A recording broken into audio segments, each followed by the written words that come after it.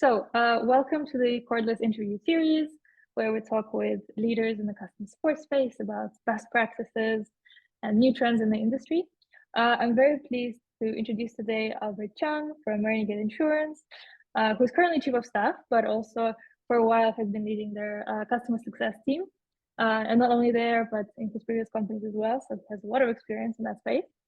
Thank you for joining me today. Yeah, definitely. Great to be here. So to start us off, maybe you could say a couple of words about your background and your career so far. Sure. I would say it's non-linear. So I was a career teacher and principal for a long time, which you could argue has a lot of customer success or customer support and training and whatnot. But after grad school, I pivoted over to working in the tech sector. And since then, it's been going at breakneck speeds, I feel like. Yeah. Thank you. First question, what do you think is the most important thing in making customer service and customer success a success? Yeah, what I would say is consistency, because I think you only get consistency when you have a system. And I think having a systematic approach allows you to scale an org and make it repeatable. It's very easy to have, a good call or one great employee or one good leader, but to make that repeatable and being a part of the business, I think um, is really the secret. Yeah. So actually on that topic, so I know that in terms of the system and making sure that's responsive and consistent, it's especially hard when a team grows quite large to ensure the quality of support.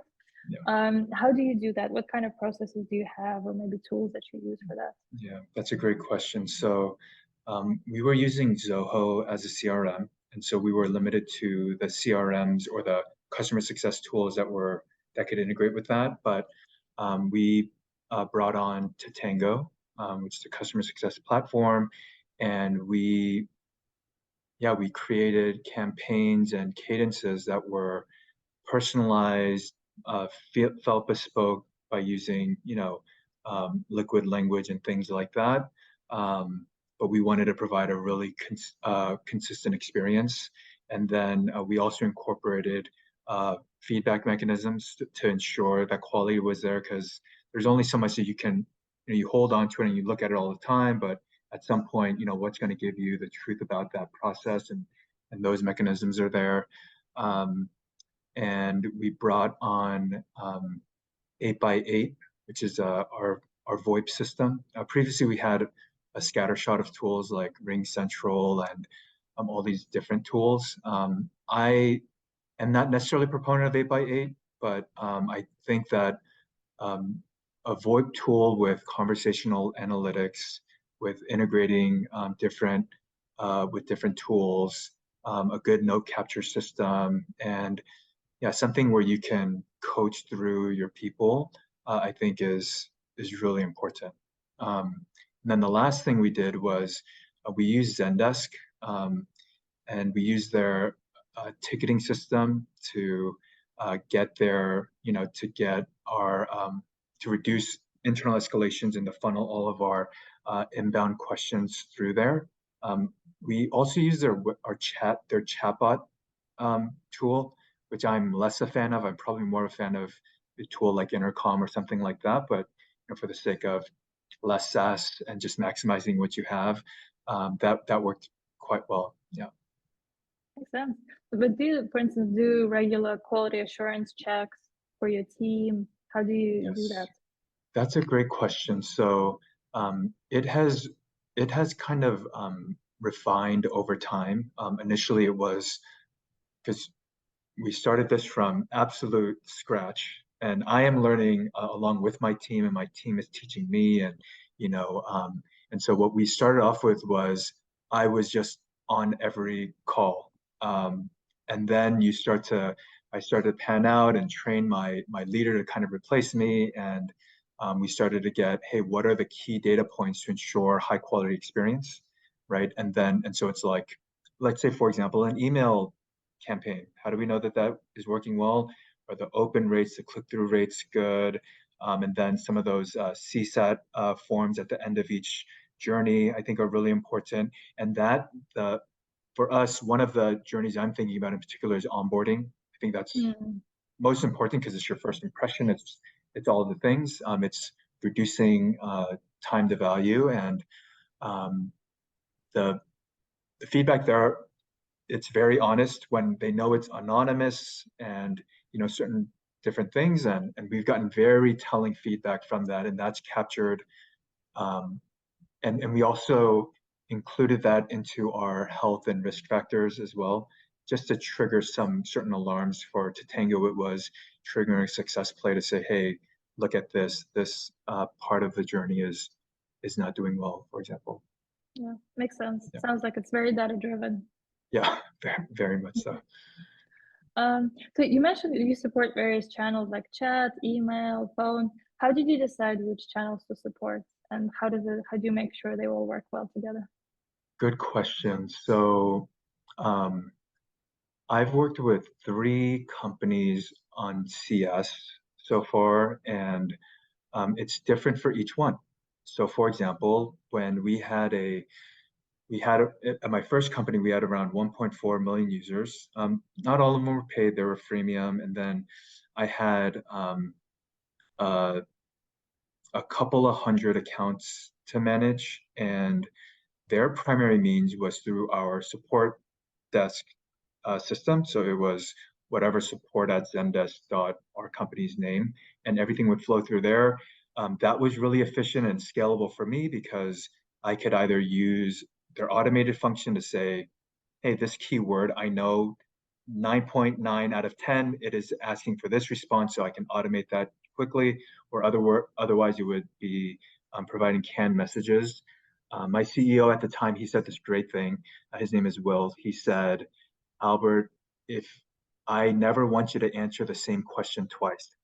So every time there was a question, he wanted me to write a great response, make an article out of it, put it in Zendesk, and then make that into a canned response. So anytime thereafter, I could just deploy that response. And that saved me a ton of time. His goal for me was always get Zendesk to 0 every day, and generally achievable, even though we had so many different accounts. On our side, um, at my current company, we tried that same model, honestly, and it was very difficult. The email was just not the function. They wanted much more instant feedback. And so we had people who were just going through chat, and that was great, but it was a bit difficult. It was hard to scale, and it was hard to manage internally. And so what worked there was a chatbot. And that and we worked really hard. Our team worked really hard to build out the right chat flows through that, based off of a knowledge base. This other startup I'm working on, they don't have a knowledge base, and you have a dedicated headcount who's just responding using intercom like a chat feature, which is not good, and we're going to build off of that. Yeah. Sounds good. Very interesting. Yeah. Cool. So I guess customers come to you with feedback and problems. How do you pass this on to the rest of the company? Do you have any Such a particular process that you would? such a good question. So I will say there is a more hands-off approach you can use, and this is hats off to Will again. But what we did initially was, hey, we're getting all this feedback. We're seeing what Zendesk tickets come up, or I'm seeing, hey, what canned responses am I looking at the most, or hey, what articles are getting the most clicks, and that would generally tell us, hey, these are where problems lie, or where features could be benefited from, et cetera, or communication could be better.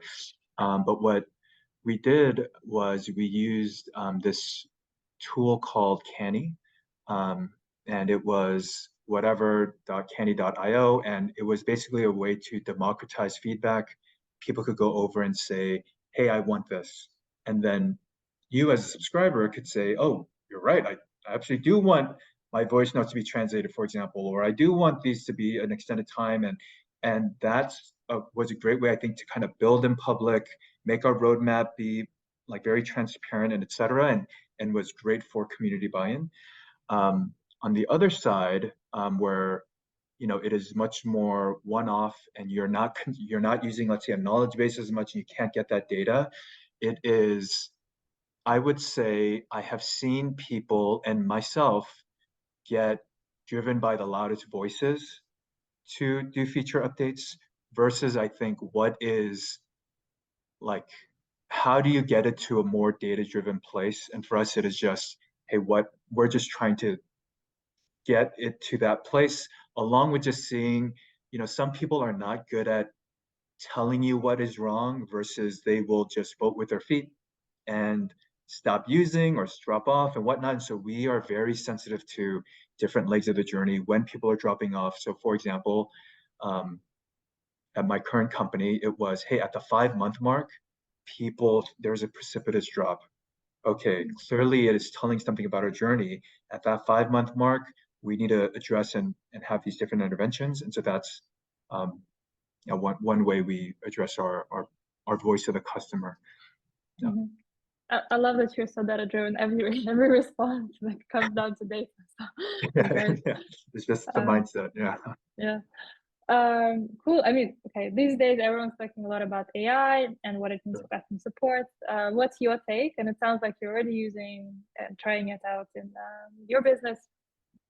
Anything you could share, or like any projects that you see coming that you want to Yeah. implement? I will say I am waiting first because I think, whenever people rush into things, like you have this kind of herd mentality when it's either all good or all bad. And I think right now there's a lot of flashy, amazing, cool things that are coming out. But I want to be I'd rather be a later adopter and just kind of suss out what tools rise to the top. I am certainly keeping a pulse on it. For example, like I can name all of the different AI things. But one thing I think is really fascinating is like what that's going to look like for the knowledge base, for the chatbots in particular. I've seen a lot of tools that way. I've seen tools that, make great decks if you input a bunch of things, right? Like that could serve as collateral assets, articles that you can use. And I am using those on one-off basis and sending it out to early adopters, people who are more tech forward to see, to play around and experiment, but nothing to deploy at a wide scale level just yet. Yeah. Makes sense. Cool. I mean, sounds like you're very on top of things, but what is your biggest challenge right now? Like what keeps you awake at night? That's a great question. So many things, Luba. I think part of it is I think talent is always one, right? Like I think the environment is very precarious. I think one is, how do you make sure it's not just retaining your people, it is keeping them highly motivated and incentivized to continue to take on the risk of working at a startup for the big dream, right? While everyone around you is telling you, hey, the big dream is, it's a little shaky, right? I think that's very difficult, that human element. And then the other part is, while there is this entire environment of reduction in force and et cetera, how do you make sure that you are also capturing great talent, right? And while everyone else is being fearful, how do you be confident and bold, right? I don't like, again, the herd mentality, like everyone cowering right now. That feels like, why? Why is the sky falling? Is it falling? Or should we just kind of maintain composure and keep doing what we're really good at, right? And so I think making sure that we're thinking for ourselves and taking advantage of our environment and not succumbing to what other people are doing, I think is the thing that keeps me up at night. Yeah. Okay, makes sense. Very interesting. Yeah. Cool. So I often hear that customer support is thought of as a cost center in companies. What Yeah. is your take on this, and how do you deal with it in your organization? Yeah. I think that is absolutely antithetical to the truth, right? I think we have always been, the environment has always been so sales oriented. Hey, let's just get great people in the door. But the reason why I actually pivoted into customer success instead of sales. By the way, when I first started out, I was actually a great seller. I was like very on track to being the top seller at my company at the time, which is not, don't give me too much credit because it was a small company. It was just like third of selling. But still, it was like, I loved it. I liked it. I loved prospecting, loved trying to get people on the call and all of these things. And it was great. But I was certainly not, that's not in my DNA, one, because I think it is unique and I admire people who are great at selling. And that is not me. But my proclivity to customer success is that it's a very honest business, right? So you're telling me you've paid for our product, you've tried your product, I've tried to serve you, try to make you help you adopt the program and all these things. And now my goal is to keep you as a customer. It's a very honest endeavor. And from that, what happens? You get if someone is really thrilled with your product, really delighted by it, they will refer you, because that's what we all do. Hey, you watch a great movie? Dude, you should watch this movie. You should read this book. And what do? You should try this product, right? And so I love it in that way. And I think, Catalyst had this great initiative that they pushed out called customer-led growth. Just this whole idea of, how do you continue to farm through your customers this incredible insight, data, referral, this whole, so I'm going to throw out all the buzzwords, like this whole flywheel, right? This whole flywheel of revenue, right? It's like, these are not stale people who are just your customers. These represent a whole sphere of influence that they could really infect with their own affinity to your company, to your product, right? And so I think it is seen as a cost center because I don't think there's enough thought leadership and enough influence from customer support and customer success leaders to advocate for their own teams and their own customers and their own product to say, hey, this is where we can actually retrieve more value. But I see that absolutely changing as we get more talented people on the post-sale side to advocate and make a clearer case. And because honestly, at the end of the day, what makes the case? It's the business case, right? And as we crush it on renewals, as we crush it on bringing on referrals, I mean, it will be, I think, undeniable in the time to come. Yeah, 100%. Yeah, I agree. Yep. And final question for me, is there any particular company whose customer service you admire? Oh man, so many. I will say one in SaaS and one in general life experience. One is, I think, Chick-fil-A, actually. So one thing I see there is what I offered earlier, is consistency. When I go there, people have their scripts, their lines, everyone seems very happy, and I go there probably more times than I care to admit. But like, for example, I'll say something and they'll say, my pleasure. It's like, oh man, I don't think I've ever heard anyone tell me that before. But whenever I go there, someone is always responding in that way. And I just feel like things are like, they truly care about that experience, and they do a very good, consistent job of it, whether I was in Austin, Texas, or New York City, or wherever. And then on the SaaS side of things, I think Catalyst does a phenomenal job of customer service, and the way that they build community, the way that they respond, their entire presence online is something I will say business schools should actually look at them as a case study as to how they build their flywheel of goodwill. It's nonstop. The moment you think they've done something for the community, they do more. And you're like, wait, should you really be doing that for free? Should you really be building this network and all these things and seeing no upside for yourself? I think companies who are building with that kind of long view in mind are the ones that are going to beat out the rest who are just thinking about the transactional side of business versus the transformational side. Thank you for sharing this. I will definitely go and take a look at their community. Oh, I actually engaged with much. Very interesting. Yeah. If I had Salesforce, I would have brought them on initially. That's what I meant by anyway, they're a fantastic company, and they have leaders there that I look up to and try to model my own career and teams after. So yeah. Okay, cool. Well, thank you so much for joining me today. This was really, really interesting. Yeah, likewise. I appreciate the time. Thank you, Liba.